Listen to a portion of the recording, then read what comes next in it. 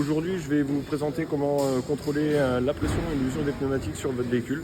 Alors, dans un premier temps, il faudra s'équiper d'un manomètre. Dans un second temps, la plupart des constructeurs viennent afficher une petite plaque d'identification du véhicule avec les pressions en fonction de la charge du véhicule. Donc là, on peut voir que sur notre 208, on va la gonfler à 2,3 à l'avant, 2,1 à l'arrière. Vous pouvez retrouver cette plaque dans la trappe à essence pour les véhicules allemands, certains véhicules allemands, et dans la boîte à gants pour les véhicules asiatiques. Ensuite, c'est pas compliqué, vous avez ce qu'on appelle une valve. Vous venez retirer le bouchon, branchez votre manomètre. On a une pression indiquée. Alors, avec votre manomètre, vous pouvez soit dégonfler, soit regonfler à la pression indiquée. Donc là, on va la remettre à 2,3. Donc maintenant, je vais vous expliquer comment on peut contrôler l'usure d'un pneumatique. C'est une chose relativement simple. Sur tout pneumatique, vous avez soit un petit pictogramme. Donc là, c'est un pneu de marque Michelin. On voit le petit vivendum.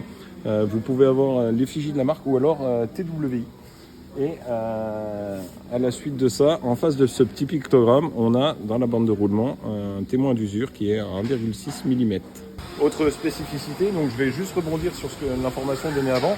Donc là, on peut voir que j'ai ma petite flèche qui indique où est placé mon témoin d'usure. Si on se rapproche de notre témoin d'usure, on voit qu'on est quasiment à usure du pneumatique. Nous sommes ici sur un pneumatique de type hiver. Il a aussi un témoin d'usure et d'efficacité neige. On va pouvoir le retrouver comme le premier témoin d'usure. Il sera représenté par un petit pictogramme qui représente un flocon de neige. Ici même. Et là, on est vraiment dessus. Voilà, vous avez tout pour pouvoir contrôler votre pression et vos usures de pneus correctement.